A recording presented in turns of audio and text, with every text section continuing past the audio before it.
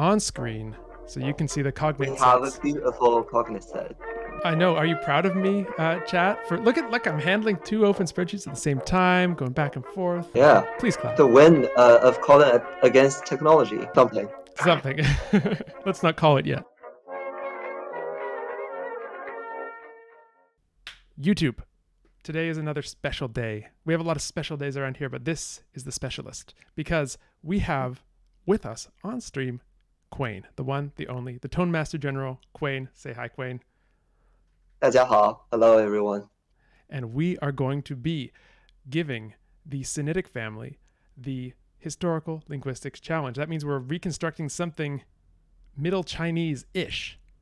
And we can talk about the details and the asterisks that we need to put. Not quite, not really, but the asterisks and the details we need to put beside that once we get into the segment. But that's the clickbait version anyway. There's a little more subtlety, as you'll see. So I think without too much more, we have to say, let's just scoot over to the side webcam, get this stuff on screen so you can see the cognate sets. We have a beautiful cognate set. We have gorgeous cognate sets here. All right. So 30 rows, one for each morpheme or compound, 8 columns, one for each variety. We've labeled them A to H. We will we'll reveal at the end what they are, but some of you may know already. But what we don't want is to come in with too many preconceived notions. That's certainly inevitable once you've studied things. Which I have. Which I mean, Quain's that's my whole career. Quain's full of preconceived notions, as well he should be, frankly. But for us who are not experts in this field, it's nice to sort of abstract away from seeing things like these are two kinds of Mandarin, in quotes. Yeah, just treating them as varieties from somewhere. From somewhere, exactly. So we are reconstructing. The clickbait version is Middle Chinese, but it's not really Middle Chinese, is it? Yeah, we can talk about that later, but that's there are some varieties that are not direct descendants of Middle Chinese. That's why there's an asterisk to it. And correct me on this if I'm wrong, but Middle Chinese is usually understood as as an attested written language with a particular phonological system described in philological works. So when we reconstruct Middle Chinese, it's not like we're doing reconstruction by the comparative method. We're trying to figure out how a writing system of an attested language worked. It's not really a writing system per se, but it's like there are things that are called rhyme books, right? So those rhyme books are a dictation of whatever pronunciation was popular, back in the time, I think Tang Dynasty roughly. So that at that time, people actually collected a rhyming dictionary for it's basically indicating pronunciation with characters. So instead of, because Chinese is a logographical system, so the people wouldn't have alphabets to do that. So people just used characters to indicate pronunciations. That's basically what it was. But it is written. It has a written standard, but the written standard is pretty historical in a sense. It's kind of outdated, through the development of the language's phonologies. So yeah. If we consider the rhyme dictionaries and the rhyme tables as a kind of writing system, we could maybe approach it from that angle. So we not only have the characters, but we have this way of describing the characters phonetically in some way. By using two characters, basically. That's the way. Yeah. Okay, so we're getting some excitement in the chat. Taiga's saying it's like being a kid in a candy shop, seeing these cognate sets, and I'm sure the bright colors don't hurt. So where are we going to start with this? I don't know. You go. Okay. Well, I always like to start by finding something that is easy. And I'm Yeah. looking around at these cognate sets, and I'm seeing we have in row 19 this morpheme we're glossing as old, has an initial L in everything. It should have it in everything. That should be an L. Yeah, that should be a yeah. Throwback to me hurriedly preparing some of these beforehand. It has an L in every variety, so we can use the convention that we used for our other historical linguistics challenge and say reference 19, word initial L is in every variety. Okay, so that's our first cognate set right there. That's our first correspondence. Please don't underline it. As you know, I'm going to struggle with technology here again. I don't know why they're all underlined. It's fine. So we have our first cognate set there. Let's then see. There we go. No more underline. Let's then see if we have any other initial L's that we can take advantage of. Maybe 13. 13. Okay. 13. We have L's all across the board. So this is the same. This is essentially the same correspondence. So we have a 19 and 13. Anything else? Do we have any initial L's anywhere else? Scanning now. Doesn't look like it. Okay, so that is hey, we have our first reconstruction. I think we should reconstruct that as Proto-L. Do you concur, Quain? Yeah, that's 100%. Yeah. Okay, perfect. So we can then take. I'm going to write in our reconstruction column, which is a little small right now. I can make that a bit bigger. L question mark. And similarly in 13, L. All right. Let's go on to another initial. And chat, as always, please throw in your suggestions. You're going to see things faster than I am, almost guaranteed. Yeah, lead our way. So please feel free to shout out your suggestions, things, leads, theories. It's all very welcome. But while we're doing this, while we're waiting for chat to get their sort of engines revved up, I'm looking at. There's a suggestion in the chat which says 17 by Jack. 17. Okay. So this is morpheme meaning ray or light, and we have a pretty consistent K, initial K.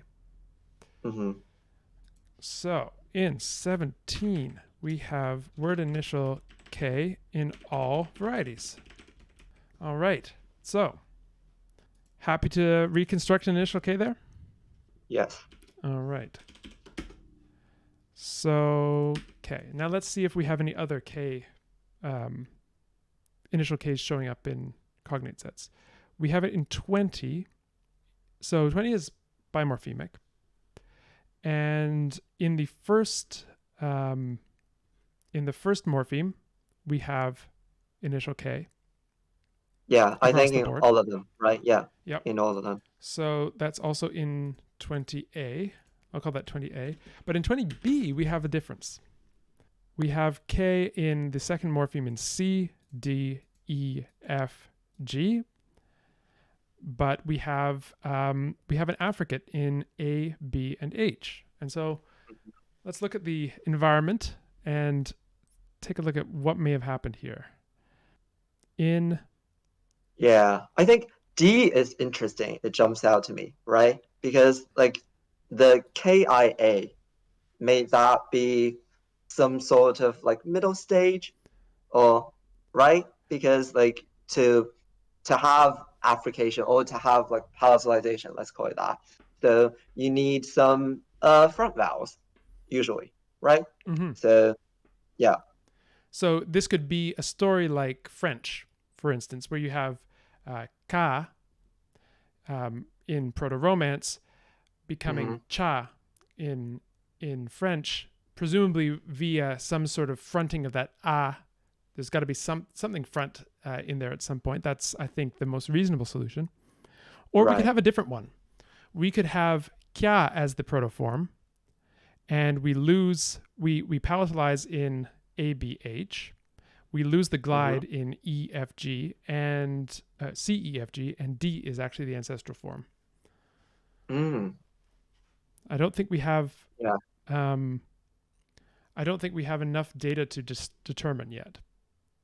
So I'm going to put in our K here, but I think Yeah, maybe like K parentheses yeah something like that. Yeah. Yeah, something like that. I'll be agnostic as to the vowel for the moment, Oh yeah. but I Yeah. think it looks like an ah. Okay, so let's increase the size of this, and let's write down that cognate set. So 20b. This is also word initial, but with perhaps an e or a y following it. And for the chat, we are using the convention of writing the glides as full vowels, except if they're in absolute onset position. So Yeah, it just so doesn't you really know. matter. It's just how Chinese linguists have been doing things. Which yeah. So the difference between e and y is not going to be extremely contentful. Yeah. Okay, so we have in A we have this affricate, in B as well, and in H, and then all the rest are K. Okay, interesting. And so I think we're going to reconstruct K for that. Okay, now I know. Are you proud of me, chat? Look, I'm handling two open spreadsheets at the same time, going back and forth. Be proud of me. Please clap. The win of calling against technology. Us. Something. Let's not call it yet. Okay, so Ship is saying that we have M in all for morpheme 3 people in everything but language C. Yeah. So, interesting. This is an interesting correspondence. Let's get it down on paper. Pixels, whatever. Because we see this M show up in all of these different varieties and B in only one. The temptation is to say, well, it was M, and in variety C, it changed to B. But you could consider an alternative phylogeny, an alternative sort of branching tree structure, where there was originally B, one variety changed B to M, and then that variety diverged and created A, B, D, E, F, G, H. So that kind of majority rules isn't always 100% convincing, in my opinion. Yeah.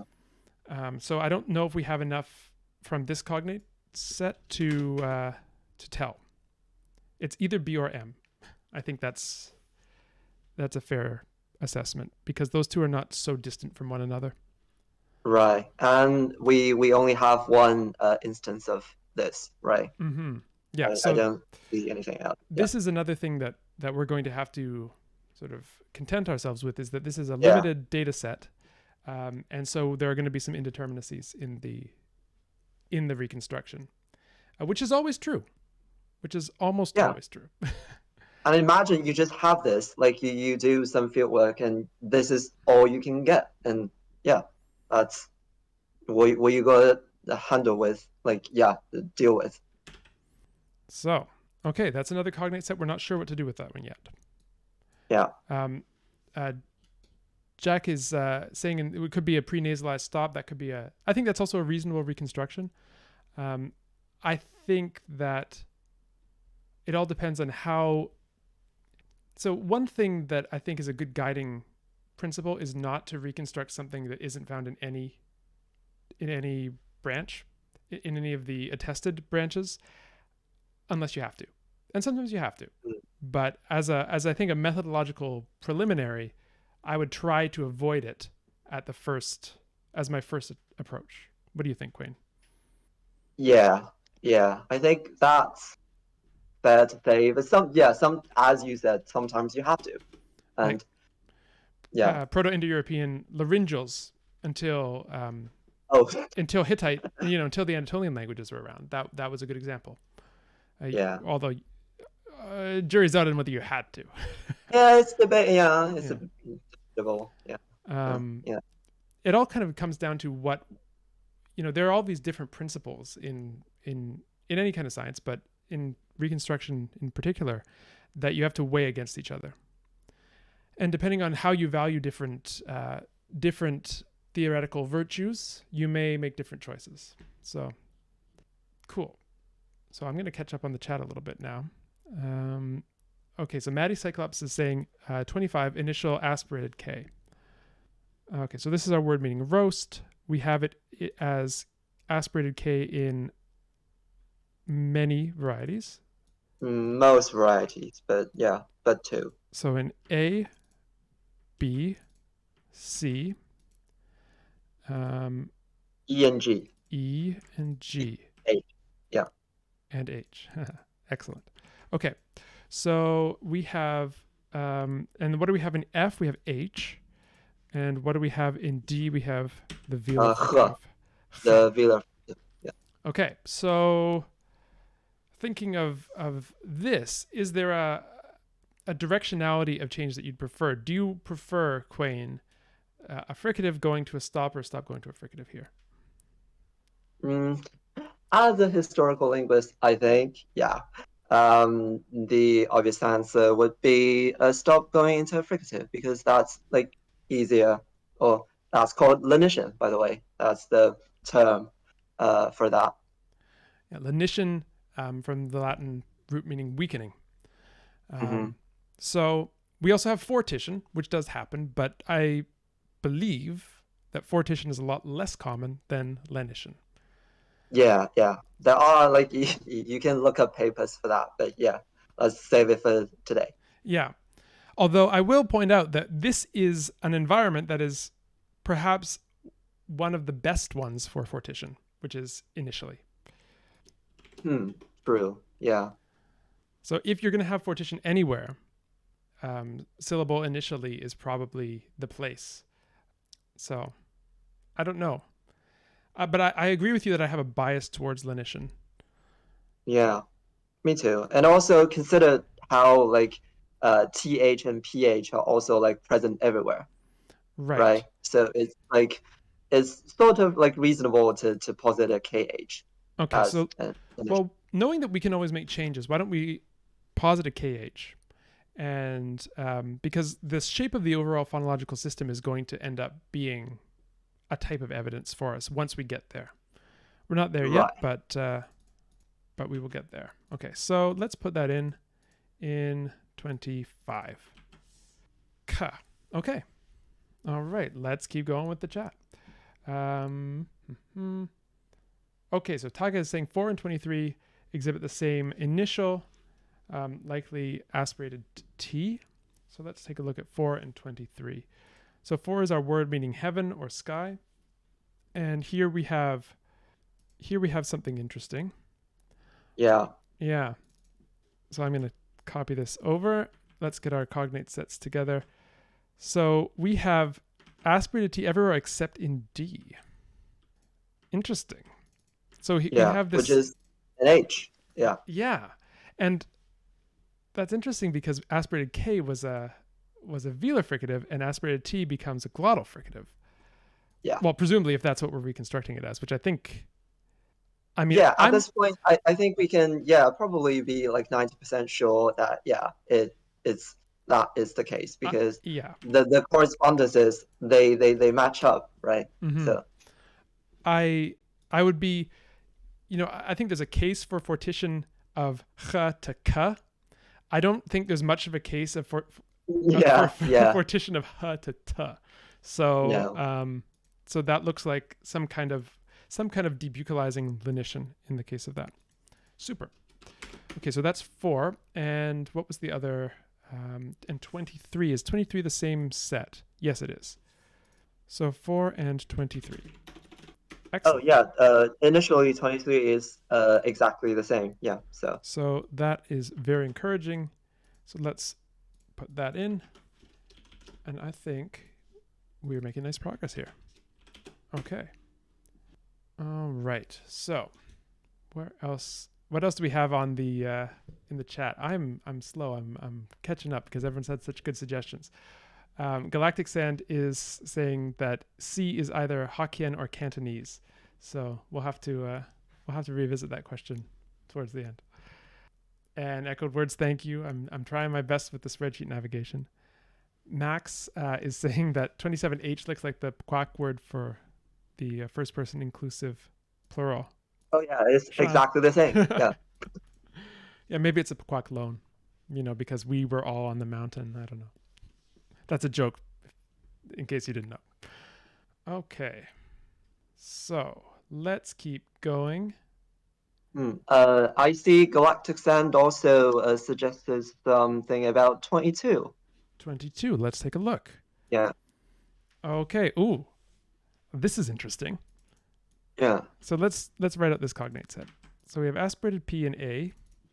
We have B in B. We have unaspirated P in C. Oh, these letters are getting confusing. In variety C, we have ba. Where did it go? In variety D, we actually have 2. Oh dear. Yeah, this is getting more and more complicated. Okay. Yeah. So this is, this is life. It's complicated. And we might have to theorize about why we might have 2 different reflexes of the same, presumably of the same morpheme. Right. In some varieties. So, what are we going to make of this cognate set in 22? Bilabial. Bilabial. Okay. Say that much. It's capital B. Okay. Yeah, I don't know if we can say a whole lot more about it other than that. Or capital P, I'll say. It's some kind of P. Yeah, because it just has like so many varieties, right? So many yeah. Although interestingly, that pattern of lenition in D holds true. For one of F. the 2, not for the other one, which is interesting. All right. So, let's see. Okay, Maddie Cyclops is calling our attention to 29. 29, the word for alcohol. So here we have some affricates everywhere. Different varieties. All of them are. Yeah. All right. So let's see. We have TS, TS. Great. Okay, and so this looks like it's before a front vowel some of the time. Although if you have palatalization, that information is now carried on the consonant that there used to be a front vowel there, and I can understand why you might want to anthropomorphize a bit, get rid of it. So I'll put a question mark in for that. But I think here we have a good case for reconstructing this as tsa, I think, as Maddie Cyclops suggests. Yeah. Simply because I think tsa to sh, when there's a front vowel in the mix, makes a lot of sense.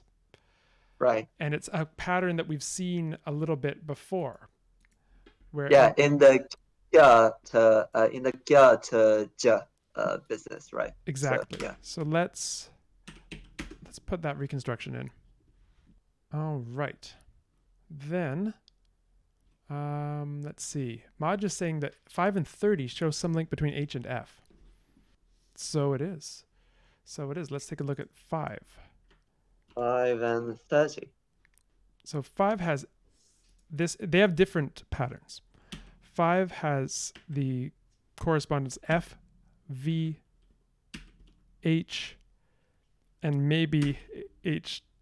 I don't know if we want to count that as part of the as part of the correspondence. I'll put it in parentheses just in case.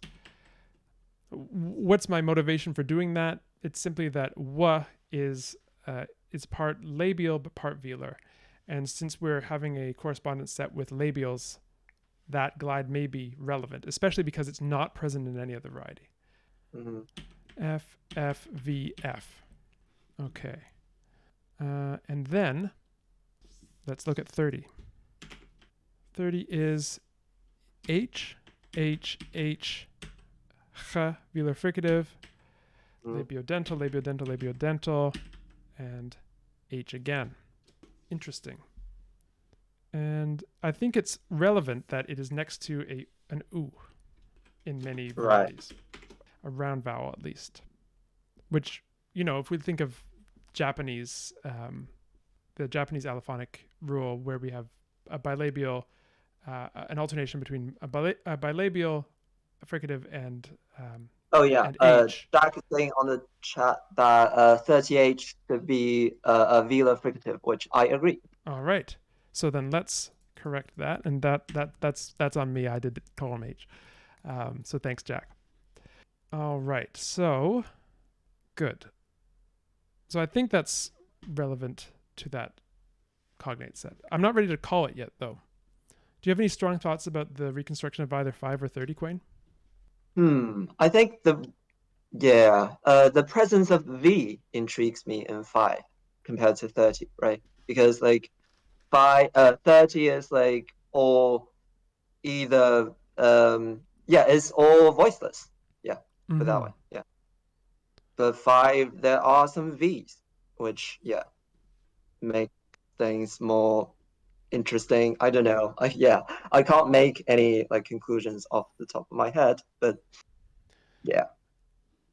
One thing that occurs to me is thinking back in the history of English, we have a change of velar fricative to F that we see in words like laugh.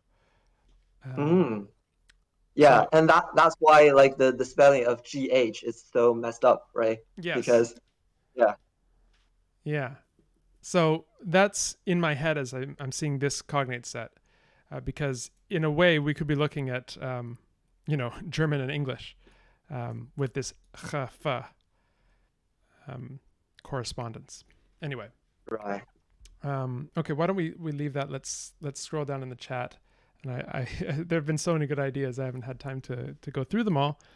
So I'm going to scroll down. Unfortunately, there have been a few that I don't know where. Okay. So Grendel Mraz is saying that 15 looks wafan. Wafan, yeah, wafan. Yes. It's just so let's look at that or one. Fun or vfun. Yeah. All right. So what is this correspondence set? We have V, V, B, M/V, V, M, V, W. Very interesting. Very interesting. Now, given that so D is our Leniting language. I wonder if B is kind of a bit different. Because C, language C, the green one. It's a bit different because this is the only one in our cognate set for the word people.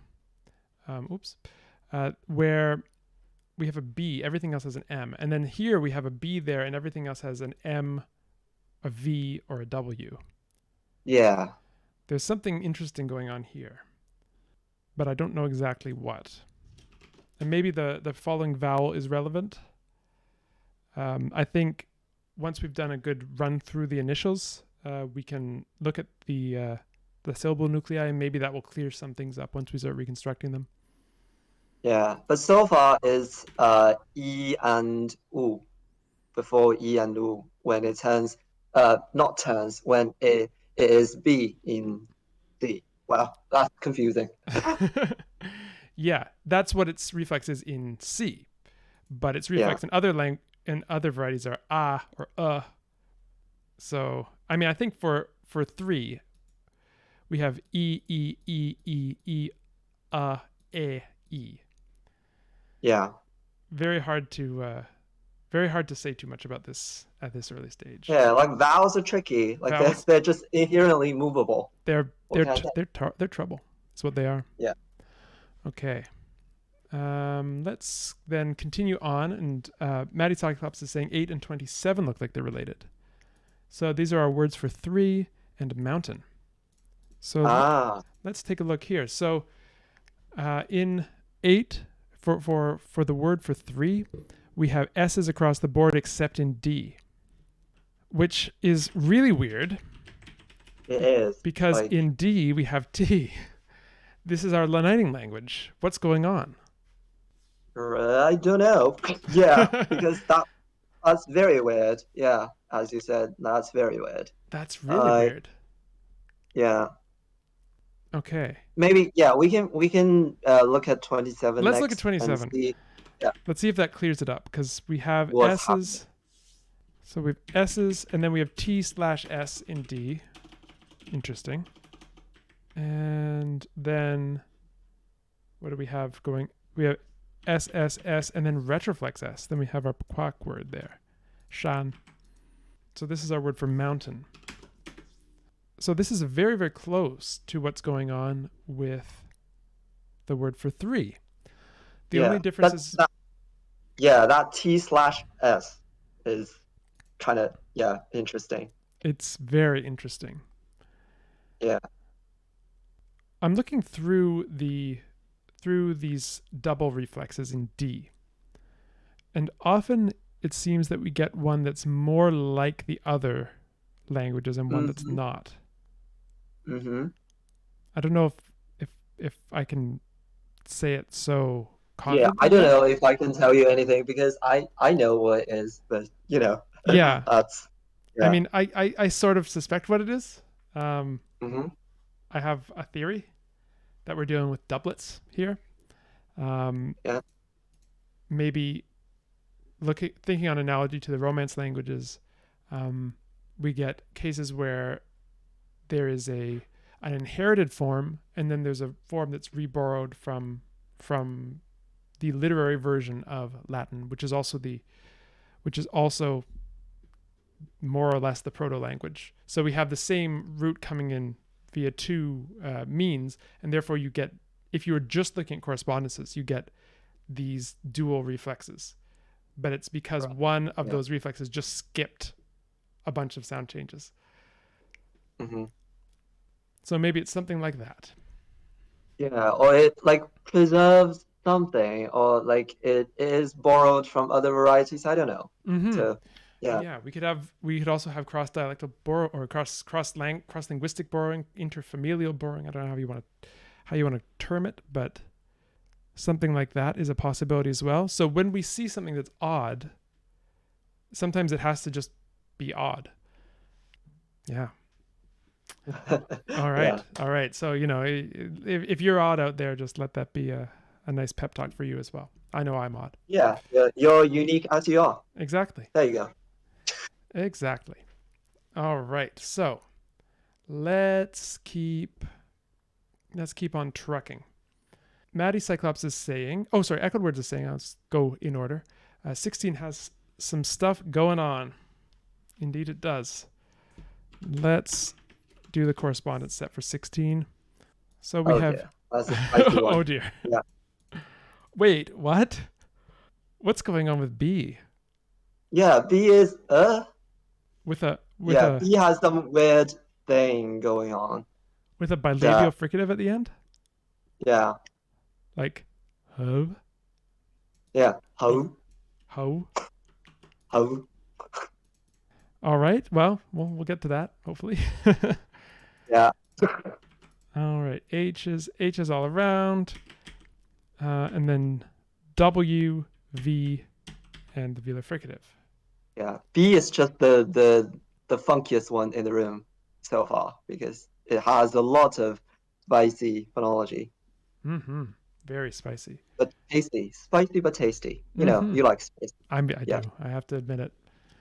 Okay. So, what can we make of this? The W and V. So if F and G didn't exist, I would feel comfortable calling this H, proto-H, and positing fortition in branch H. What about B then? Yeah. What about B as well? Yeah. Voicing? I don't know. Initial voicing, that classic rule that every language has? No. That's okay. No, so yeah. maybe what we should be positing is initial voiced. the ah Interesting. vowel, and Yeah. then devoicing in A, C, D, E, and then further fortition in H. And then Yeah. starting out from a voiced place, we're not as far from F and G, although we're still pretty far. Oh, yeah, interesting. Because like BFG, they are yeah, all voiced. So that But makes sense. yeah, but these W and V are just completely different. What if we're dealing with an initial cluster like hua, when we lose the second element and everything, but F Hmm. and G, we lose the initial Yeah. element in F and G, and then we go V to W to V and G. And let's check something about the vowels then. So o, u, o. So some kind of back thing, Except right? in D we have wa, Yeah. Wow. which looks kind of similar to wa. Yeah. Hua, Yeah. wa. Yeah, I don't know. Yeah, I yeah, don't yeah. know. That's not a huge stretch. Yeah. Yeah. No. I'm going to put a big question mark beside this, but I'd like to write down something like hua. Yeah, something like u, and some kind of capital A. Or yeah, Mm-hmm. maybe. Maybe. Question mark there. Yeah. Oh, Jack points out that 20D has kya, which preserves the glide just as 16 has hua. So in D, 16D we have hua, and in 20D we have kya. Mm. Whereas in other languages we lose that glide. Yeah, interesting. Is that a preservation or it's an innovation? That is the question, That is always the right? question. Yeah. Yeah. Echoed words. This is going to be a long YouTube video. Yeah, I think we can. I think we can just Yeah, keep we going. can stop there maybe and yeah, put a segment break Okay, and we'll stop here then. We'll stop here, yeah. and we'll put in a cut for YouTube, the good people of YouTube. We'll say farewell to you for now. Come back and see what kind of trouble we get ourselves into with this reconstruction. So come back. See you next time. And until then, Mhm. birai.